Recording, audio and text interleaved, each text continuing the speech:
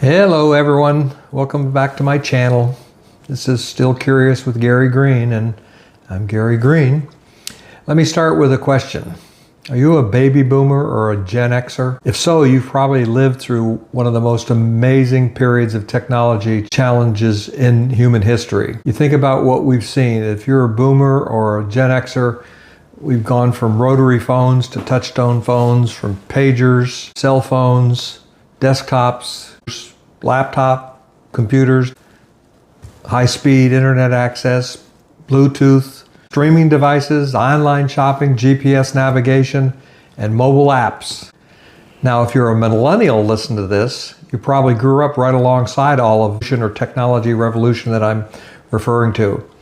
In fact, you probably had an electronic device in your hand before you were old enough to drive, or you probably had one when you were in your mom's stroller. Well, there's something new that's arrived in the last few years, and that's what I want to talk to you about today. Artificial intelligence. Do those words frighten you? Are you afraid of robots and mind control? Is that what you think AI is? Wait, aren't you curious? Well, I'm curious, and I want to share my thoughts about AI, what concerns me and what excites me, and how I have personally been using it. But before we get into that, let me say something I think is very important. Just like life itself, there are good people and bad people. Things are changing all the time. The one thing constant in this life, this world, is change. But what change, the inventor usually designs something that's designed to improve our lives, to solve problems, or to help people. However, just like there's good people in the world, there's always bad people in the world, and they will find ways to use the invention that was created for good. They'll use it for harm or even evil. There's also those people, those good people, that simply fear what's new and that it's going to destroy our society. Anything new is going to destroy our society. And this has been throughout our history. I would suspect that none of you listening today was back when the automobile was invented. But we've all heard stories. The automobile caused a big ruckus. You know, all the horses and the carriages were all disrupted by these newfangled machines. So there's a new invention that certainly changed the world, didn't it? Also, I grew up in the 50s and the 60s, and I remember, and some of you remember, that when television was called a vast wasteland. Our parents worried that TV would rot our brains and destroy families and ruin society. Then there was rock and roll music. Anybody remember what the reaction of the older generation thought when rock and roll came, the Beatles came? Many adults at the time actually were convinced that the music was going to corrupt this entire generation. But did it? I'm a product of it, and I don't think I've been corrupted by it. I think I've survived. I've watched TV like you couldn't believe in the early 60s. I had an AM radio glued to my ear during the rock and roll era, the British invasion, all sorts of things that were happening in the AM radio sphere, and the music. And anyway, I didn't become a juvenile delinquent. Today, there's always a generation gap, and today we have a generation gap. But I think a key point in when I talk about this and when I've thought about it, that I know that every generation seems to worry about the next generation and what they're going to be doing. But I think something is interesting that has happened with technology. In ways, I truly believe that my generation and my children's generation are actually closer together than any previous generation. You follow me on this? Let me tell you why I believe that the generation gap is narrower than it's ever been. Because boomers, I think, embraced technology. Instead of just criticizing it, we were there when it came about. So when the computer came into the home in 1981, 82, the personal computer, we accepted it, we learned it. And we were learning this new technology right along with our children. I had children in the elementary school age in the late 80s, and they were learning it in school, and I was learning it at home. So right alongside our children, the boomers and the Gen Xers, I think we learned about emailing. We learned about smartphones, and of course with social media in the last 25 years. So I think the togetherness has brought the two generations closer. But now AI has entered. So that's what I want to talk to you about, is artificial intelligence. I have grandchildren that I think the gap might be wider, because I'm not sure if the, whatever they're called, the millennials, are as accepting of the technology as the Gen Xers and the boomers are. But in my opinion, AI is the biggest technology development in years. That's my opinion, but I'm not the only one who holds to that opinion. In fact, I really believe that we're in an age of Edison and Alexander Graham Bell and Henry Ford. Just like those men existed with their inventions, they made their way through. And you imagine being around with Edison and Bell and Ford at the turn of the 20th century. Today we have people just like that. They're not as well known. I don't know all the names of all these inventors creating this artificial intelligence things, but one of the most creative minds is Elon Musk. There's no doubt the guy's building rockets. He's building driverless cars. We're living in a time, I think, that is really quite unique for our generation. But I know it's scary. But I want to tell you, don't be afraid. Don't give up. You're not too old. AI is not that difficult as many people think, or it's not that scary. You know, one of the good things about it is you don't need a degree in computer science. You don't need to be a programmer.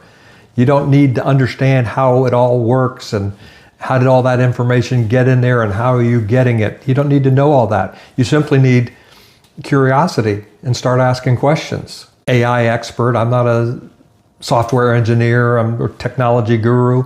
I'm simply a curious person who enjoys learning, and I want to learn about the world around me. And if you've watched my channel before, and if you continue to watch my channel, you'll know about curiosity being my theme throughout my life. I've always wanted to understand how things worked. I couldn't really build things or develop things, but as a user, I was interested in how things work. And the attraction, the curiosity, I think, has taken me to family history. I'm a family historian and a genealogy researcher. I love technology, and those are some of the topics I discuss here on my channel. So when AI arrived, I decided I wasn't going to sit on the sidelines and complain about it. I'm curious. Very interesting. So I've used ChatGPT a lot. I've used Gemini, I've used Claude, I've used Grok, and each one has strengths and weaknesses, but I personally use ChatGPT a lot. And I'm probably will make a more detailed video about ChatGPT and how I've used it. ChatGPT has become one of the most useful tools in somebody who's curious, the toolbox. And that's what it is. It's a tool in a toolbox. That's how I view it. ChatGPT, AI is not doing my thinking. It's a tool, just like a calculator is a tool, a computer is a tool, the internet's a tool. And the value of any tool depends on how you use it. You don't hammer a nail with a screwdriver. You don't screw a screw in with a hammer. How do you use AI? I use it as a research assistant. When I do research, I'm going to ChatGPT to assist me in what I'm looking for. It's not a search engine. It's to help with what you know and the subjects that you want to learn about. I mean, it goes well beyond just using YouTube as a mode of finding out how something works, which is very good. But ChatGPT goes into detail and will really reveal some stuff as you begin to research. I use it to brainstorm my ideas for my YouTube channel. I'm doing the thinking. I'm just asking, I don't know, you might call it advice. I help organize projects, again, especially for YouTube, to bring my channels together and the videos together and how to structure all those. I've got a great assistant in AI. I use it when I'm working on genealogy research. I've talked about this to groups of genealogy researchers, and it is not a replacement for any kind of real digging and research. It's a tool, it's useful.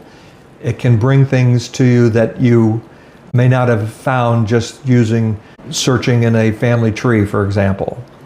I have asked it to summarize an article. I've had it help me plan a trip. Again, you can use Google Maps to plan a trip. But when I used ChatGPT to plan a trip from here, from South Florida to North Texas, it was unbelievable. It just not only calculated everything, but calculated stops, locations. It didn't book my hotels, but I told it where I wanted to stay, and it found the hotels. More about that another time. You can ask it to explain medical terms to you. It's not a doctor. It's not going to replace a doctor, medical diagnosis or anything like that. But I just had an example recently that I used, and I'm here to share it to you right now. I had an MRI on my knee. Something's going on with my knee. I went to an orthopedic, and I'm going to take that MRI and the report to the orthopedic. But before I get to the orthopedic, I had ChatGPT explain the results, the report, in a very simple term. I'm not a medical professional. Explain what I've got. A complex tear has turned out to be, in simpler terms, I've got a worn out shock absorber. That's simple, but it's I think a neat example. It's not going to replace a doctor, but it's an assistant for me, and I thought it would be really valuable to bring into the office when I talk to the doc. I'm not afraid to talk to those guys. I'm just beginning to experiment, and I think that's where you need to begin. You don't have to become an expert overnight. You don't have to learn everything. You just need to take the first steps. I'm still learning. I'm still discovering new ways to use it. And honestly, I think that's the fun part. But if you're feeling intimidated at all, let me leave you with this thought. Don't focus on keeping up with everything. Nobody can ever do that. Instead, just focus on staying curious, because curiosity has no age limit. Whether you're 25, 55, 75, curiosity keeps your mind engaged and your world growing. I'm still curious after all these years, and maybe that's why AI has been such an enjoyable journey for me. Let me end on a humorous note, if I can. Jerry Seinfeld is a comedian that I have laughed at for a long time. I think his humor and his observations are very funny. Well, he had a recent observation about artificial intelligence, and the quote is, "We are smart enough to invent AI. We're dumb enough to need it, and we're so stupid we can't figure out if we did the right thing." Very humorous look at what we've been talking about here in the last few minutes. But to laugh at that, I don't think it's taken over. I think you just have to be careful how you use it.